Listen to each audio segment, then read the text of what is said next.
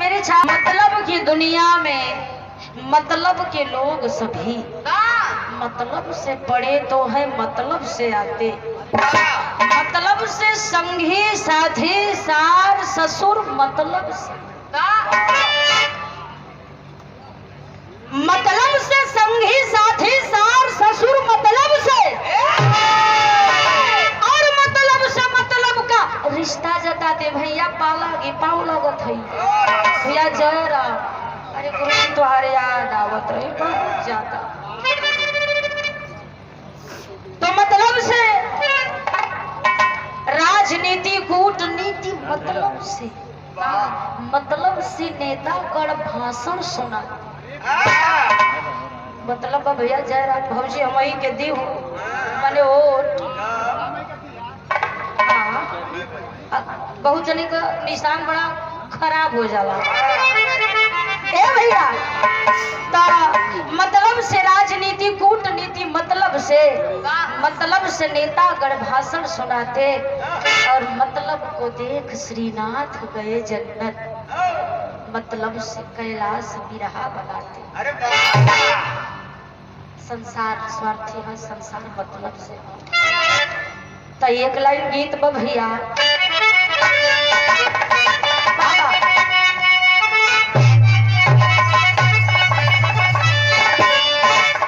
सारे तीर्थ का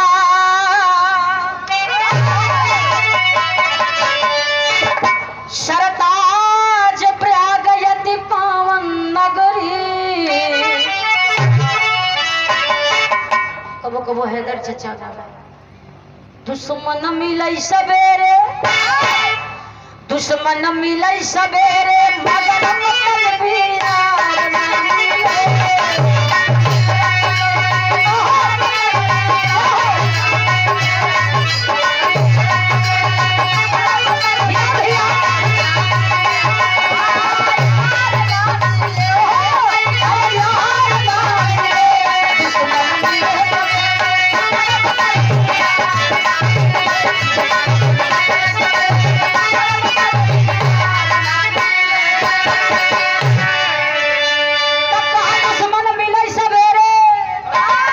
मगर मतलब बिहार न मिले।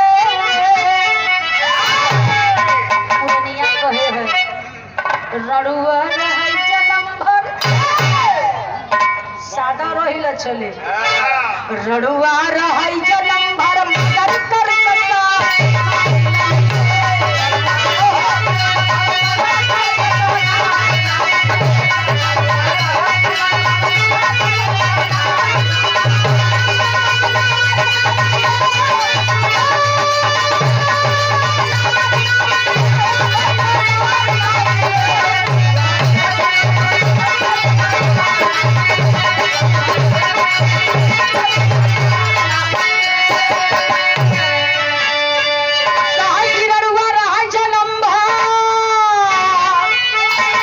मगर करकता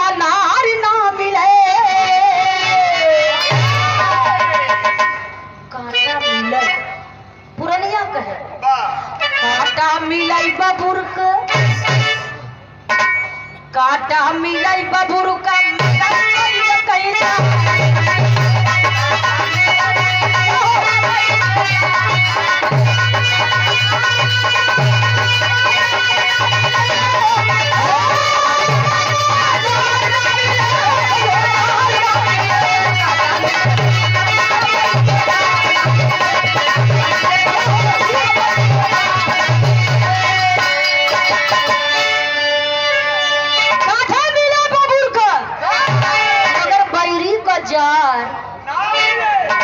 लेकिन भाव बड़ा खूबसूरत बा बाबू कि थोड़ी देर का हमारे गीत पर गौर करिए आप लोग। ये देखिए हमारे सतयुग त्रेता द्वापर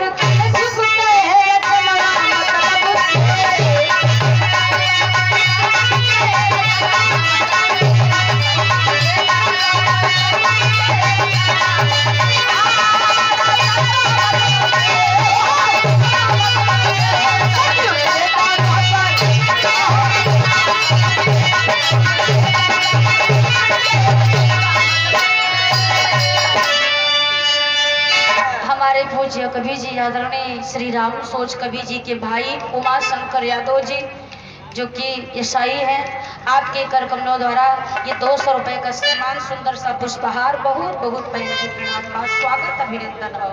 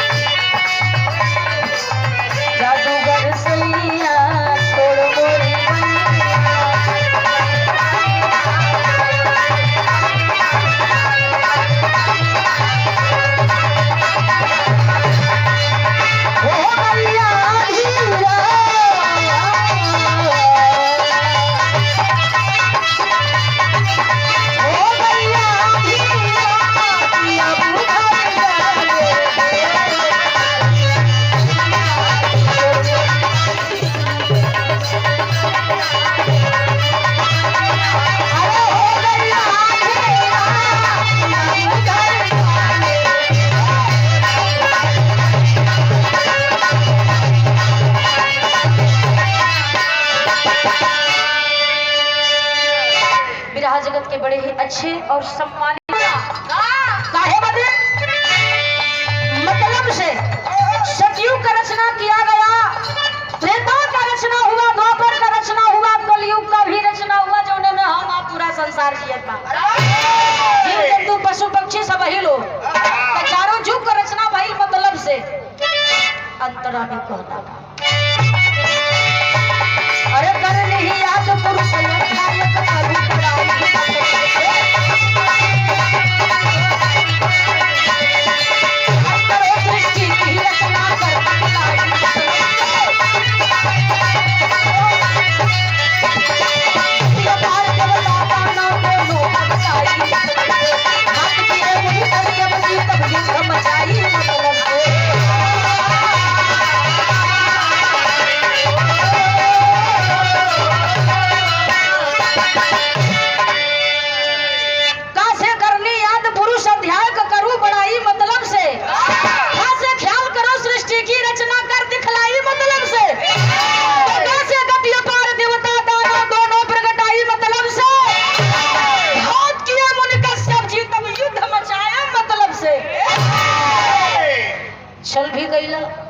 और युद्ध भी कैला मतलब से भाव में कहना बाका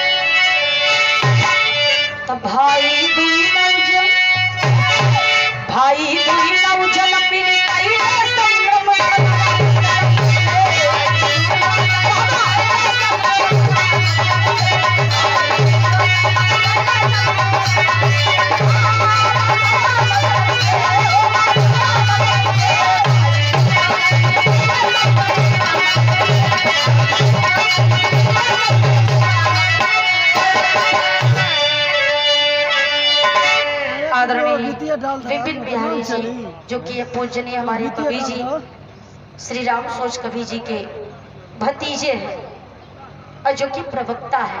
क्या बात है, बहुत बहुत सादर प्रणाम है, सभी को नमस्कार, पहले की प्रणाम बा। ये 101 रुपए का सम्मान मिला। ए भैया तो दानव के लिए खूब लड़ाई, भगले देवता जान बचाई, देवता दानव में युद्ध हुआ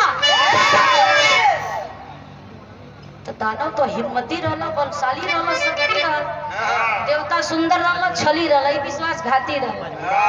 अब समझ लीजिए कि 14 रत्न निकला समुद्र मंथन के बाद। 14 रत्न में से अमृत को देवताओं ने ग्रहण कर लिया, लेकिन विष को किसी ने नहीं। उसी में सूरा निकली जिसे मदिरा कहा जाता है, मधुशाला भी कहा जाता है। मधुशाला भी दलक के रह गई। ए भैया तो असुरों ने सुरा को ग्रहण कर लिया तो वो असुर कहलाए, और देवताओं ने अमृत को ग्रहण कर लिया तो वो देवता कहलाए। सुरा रोवत रोलिन क्यों महू के क्यों जने ग्रहण करब। जब देवताओं ने इनकार कर दिया तो दैत्य बेचारे आकर के वहां फैलाया हुआ हमने मदिरा माई जी के कहल, लेकिन कहना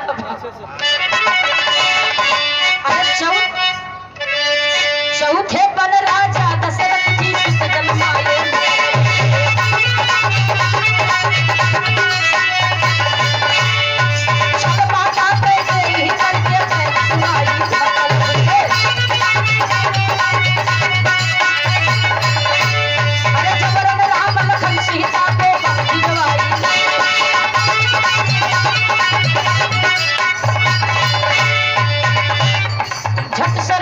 निषाद से प्रभु चरण धोवाए,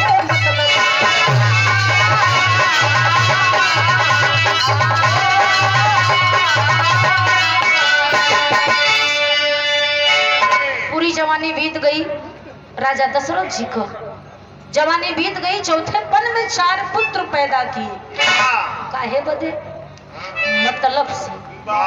चौथे पन राजा दशरथ जी सुत जन्माए, मतलब से। छल माता का खेल करके बात सुनाई, मतलब से। जबरन राम लखन सीता को दशरथ से कली सबसे सुंदर हम आई, तू कहे रहा जवन कह तू बनबो, तो हम कहत हई हमरे बेटवा के 14 बरस गद्दी दो, मने बड़े बेटवा को 14 बरस के वनवास देबा कि ना देबा? दशरथ को ले रहा 2 वरदान के बदले तू जवन मांगबू हम दे, तो बच गए थे। तो छल माता कैकेयी करके बैन सुनाई, मतलब से। और जबरन राम लखन सीता को वन भिजवाई, मतलब से। छठ सरयू तट निषाद से प्रभु चरण धोवाए, मतलब से। केवट की नैया पे पैर उठाकर रखने चले, केवट कहा ना रुका हो प्रभु, पत्थरे पे गोड़ धरे रहा तो पाथर मेहरारू होई के हमार लकड़ी का नाव हुआ, अब गोड़ धरवा हो मेहरारू हो जाए तो हमार लड़का बच्चा कैसे चले? तो वो भी चरण धोया, तो मतलब से प्रभु चरण धोवाया भी, तो मतलब से कहना है का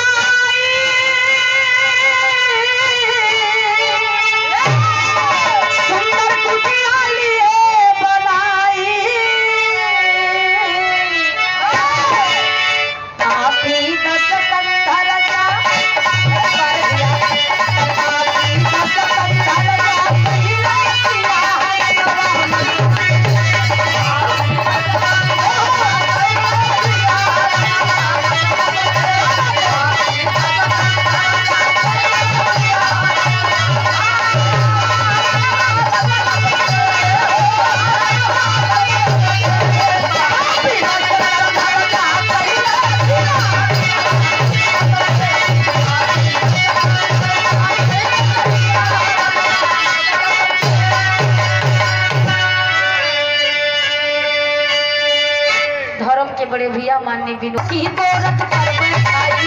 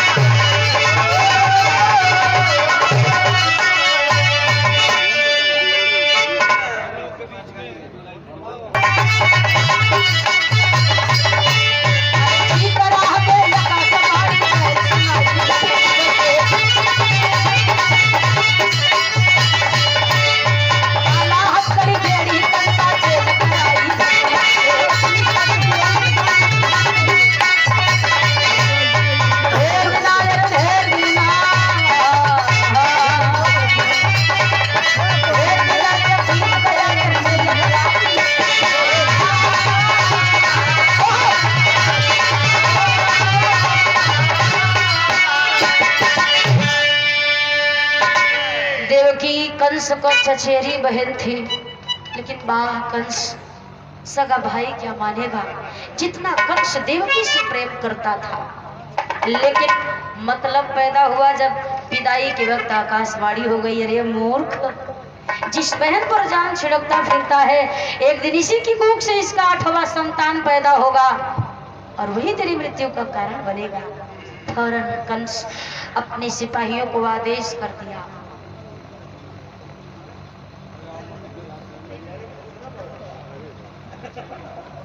अरे वाह, बहुत सुंदर नाम है भैया का, प्रेमी जी। जिंदगी यूजलेस बा, बेकार बा, तो प्यार ही सब कुछ है। प्यार ही है कि हमारे यहाँ पे इकट्ठा है। प्रेम में बड़ी ताकत होती है।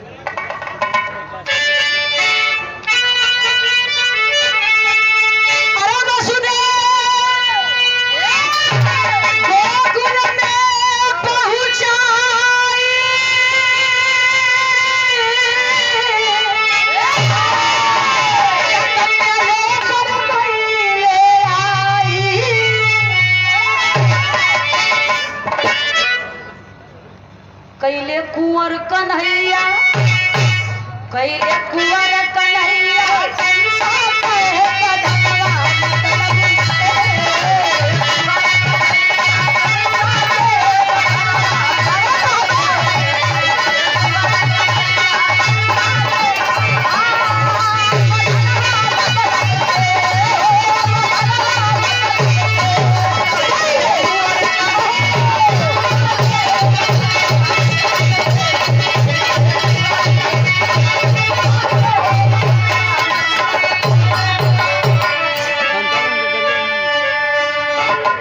दिमाग में अपने यहाँ तो भाषा तनी से बोल ले, हमारे दिमाग में ये आई भैया कि थोड़ा सा पुरान गीत हो जाए, नवा गीत तो होता ही पुराना भी रहा हो जाए।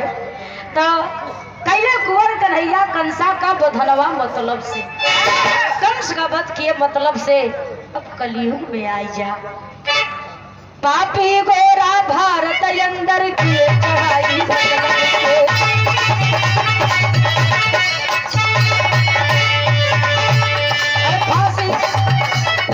फांसी झूले भारतवासी किए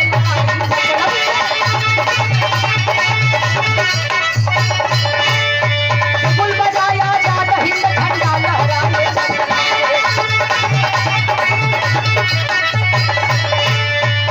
ए भैया ए बाबू भारत भारत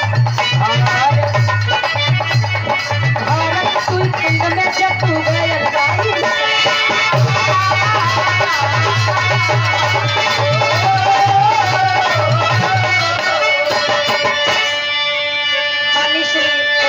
अवध बिहारी यादव मास्टर साहब अध्यापक समझिए कि गुरु है और हमारे पूजनीय गुरुदेव श्री राम सोच कवि जी के सुपुत्र है, बेटे हैं। तो पिता और बेटे का प्यार बना रहे, प्रेम बना रहे। बाबू आपकी तरफ से पुष्पहार और प्यार भरा आशीर्वाद मिला, 101 रुपए का सम्मान, सादर प्रणाम करती हूँ इस धरती को, हमारे कवि जी को और बड़े भैया को और आप सभी लोगों को। लेकिन कहना है ये भैया, बिगुल बजाया जात हित झंडा लहराए।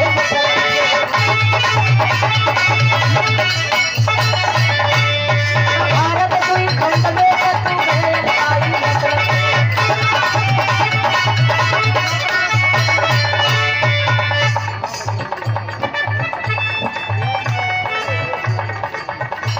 माननीय श्री आनंद यादव जी हमारे गुरुदेव